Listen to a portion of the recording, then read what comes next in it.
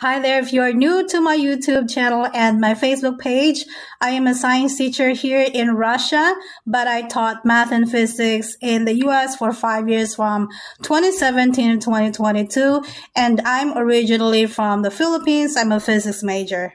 In this video, I'm going to compare teaching in the Philippines, the United States, and international schools across Asia and Europe.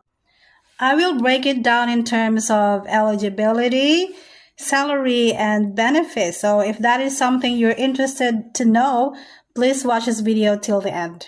In order to teach in the Philippines, you must have a valid teaching license that you will obtain by taking the licensure exam. Some schools might accept you on probation without the teaching license, but if you want to teach overseas, this is one of the basic requirements. You must have a valid teaching license from your home country.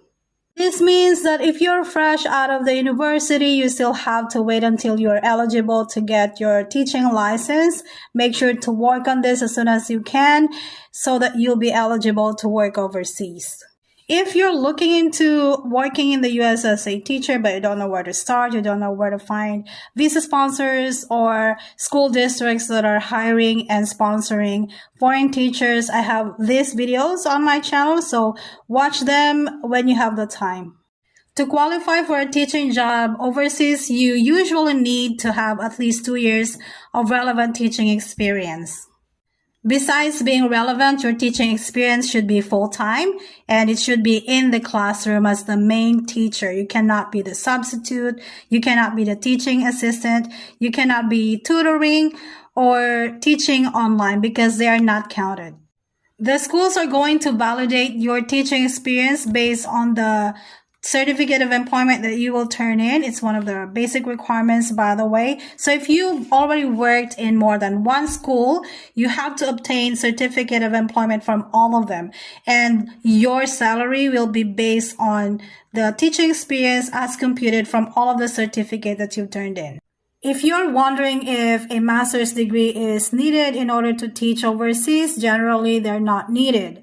In the United States, if you're applying on an H-1B visa, they would normally require this because H-1B is a specialty visa. You have to prove that you have special skills in order to get this visa. But if your visa in the US is J1, they don't normally require this. There are some visa sponsors, though, that will require this from English teachers, but not all visa sponsors do that. For other countries, they don't require master's degree. Having advanced degree like a master's or doctorate can definitely give you an edge over other candidates, and it also means higher salary compared to someone with just a bachelor's degree. But keep in mind that these advanced degrees should be relevant to your teaching position in order for it to count. Okay, so how about age limits? If you will be teaching in the US either on J1 or H-1B visa, there are no age restrictions. However, other countries do impose age limits and it varies a lot from one country to another. Visa requirements vary from one country to another, and it is best to check online what specific documents you need in order to secure a visa. In the United States, there are two popular visas that you may consider pursuing, either J1 or H-1B, but there are other visas as well that will allow you to work in the US as a teacher. Now, in other countries, of course, they have different names for these visas, but they are, of course, working visas. For instance, here in Russia, my visa is multiple entry working visa. If you'll be teaching in China, it will be called the Z visa. In the United States, sometimes the employer is different from the visa sponsor. Unlike in other countries, your employer is your visa sponsor. If you want to teach in the US but you don't know which visa is best for you, you can watch this video on my channel to know more about J1 and H-1B visas. Okay, let's talk about salaries. I will keep this discussion focused on entry-level teachers only, because discussing all levels of teachers will take forever. When I say entry level, I mean teachers who have at least 2 years of teaching experience, those who don't have master's degree yet. I'm limiting to 2 years because, like I said, if you don't have at least 2 years of teaching experience, you're not qualified to apply overseas yet. Other schools would even require at least 3 years. I will also stick to the basic pay, so I'm not gonna count the extras such as bonuses from performance or other things, so it will be simpler. Again, allowances will not be included here and other extra pay, so just the basic pay. And also because it varies a lot from one country to another country, so let's stick to basic pay, okay? All right, for this section, I will be looking at my notes because this one involves figures that I haven't really memorized yet. So anyway, if you're a teacher in the Philippines with DepEd as a teacher one, so I guess this is the entry level, you are looking at receiving 27,000 pesos or 1,321 US dollars each month. Other teachers, though, who are working at a small private school, then they might be earning less than 27,000 pesos. I know this firsthand because back in 2023 and 2024, I was teaching at a public school in Bicol. I have more than 20 years of teaching experience. I have a master's degree. I have also 34 units toward another master's. I am also a published author of a physics book and another book. And like I said, I'm earning less than 27,000 pesos a month. So imagine if you are a new graduate. It can be really tough, right? That is why I am back teaching overseas. Again, the salary for teachers in the Philippines doesn't cut it for me and my family. I have dreams, and I have lots of plans for my child, and my salary in the Philippines will not give me these things. All right, so call me materialistic, but that kind of judgment is not going to feed my family, so I'm off here teaching overseas again. But, there are many other advantages other than receiving higher pay. If you work overseas as a teacher, I made this video, which you can watch later if you want to know more about why you should consider teaching overseas in the future. All right, so how much does a new teacher at a U.S. public school earn? It really varies depending on the state because each state has a different pay scale for new teachers. On average, though, the starting salary for teachers in U.S. public school is about $44,530 a year, according to an article in 2024 from the National Education Association. If you round that off, it is roughly 2.5 million Philippine pesos annually, or about 250,000 pesos each month for 10 months.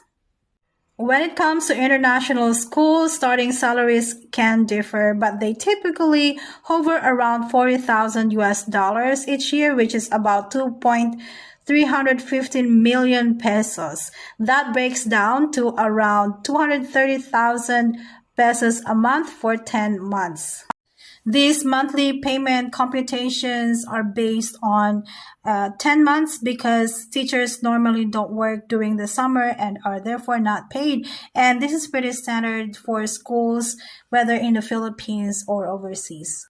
Anyway, your contract in the US and other schools are annual, so it doesn't matter if they're based on 10 months or 12 months, you will still receive that total amount if you compute it for a year. If you want to know more about these things, I have them on my YouTube channel so you can watch them later. All right, now, so let's talk about the perks or the benefits.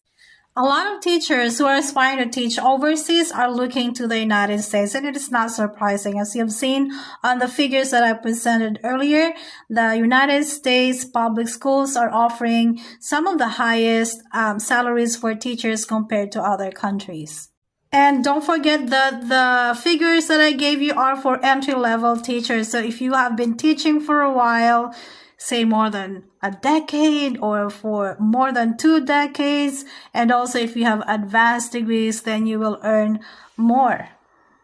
Having taught in the Philippines, the United States, and now I am at an international school here in Russia, I can give you some insights when it comes to the perks and benefits.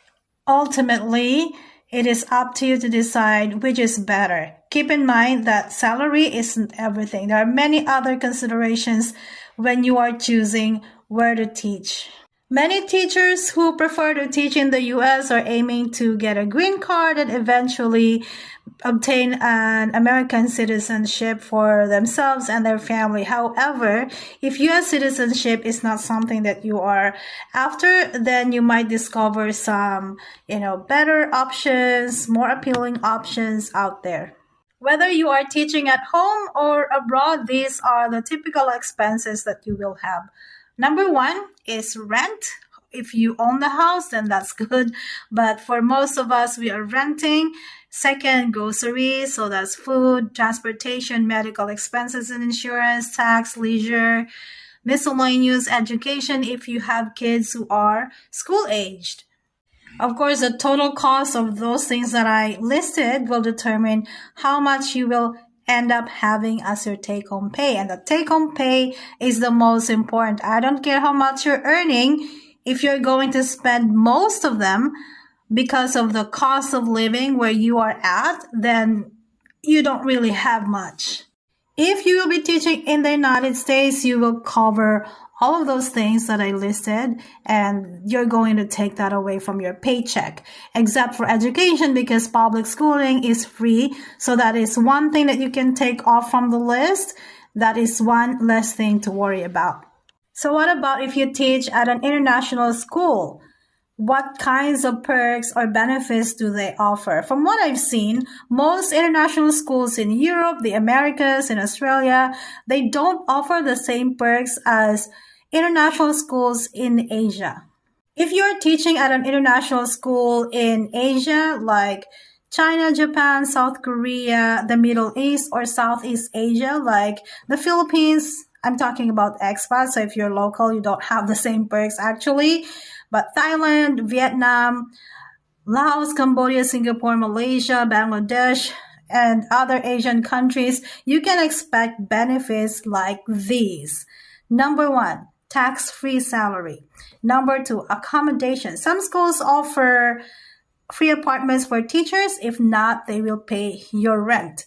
Third, transportation. If you live on campus, you won't have transportation costs, but if not, schools usually give you transportation allowance to and from school. How about medical insurance? Because this one's kind of expensive, but international schools normally cover this for the expat teacher and the family. Meals, many schools provide meals in school for free when the school is in operation, so you only have to take care of your meals when it's weekend or during the holidays. Visa application expenses are usually reimbursed, just present, so make sure to save the receipts. Airfare. Schools arrange flights, and the teacher doesn't have to pay for it. This is for the beginning of the contract and at the end of the contract, including the family. Now within the contract, meaning the contract hasn't ended yet, but it's summer, they also provide round-trip ticket for the teacher, and the family is also for free. They usually book the ticket or they will reimburse it. Really, it depends on the school. But the important thing is that you don't have to pay for it. And then education for kids. Most schools in Asia are covering the tuition costs of the children, up to 2 kids, for instance. So if you're a big family, you may have to cover the tuition of the third kid. Then moving allowance. Most of these schools give you moving allowances. The amounts will vary per school. They even provide shipping allowances. All right, these are the typical benefits, but not every international school offers the same perks or same amount. So what do you think, teachers? I'm sorry for laughing, but I was laughing because I think I know what you're thinking, right? Like I said, the most important thing is the take-home pay. And as you have seen from the figures that I gave you, international schools, especially in Asia, are offering lots of perks, and this will allow you to have more take-home pay, while U.S. public schools don't offer those perks except for the free schooling for your children. And there's no limit to the number of children that will be free if they study in the United States. So, of course, everyone has their own preferences. We all have some non-negotiables. And so it is important to note that the hiring standards are also different. So if you will be teaching at an international schools, of course, most of them would like someone who has an experience teaching at an international school or who has already taught overseas. I have this video so you will know how to get a teaching job in international schools. I have other videos on my channel. If you are not a subscriber yet, please consider subscribing. Please follow my Facebook page, and I will see you in my next video.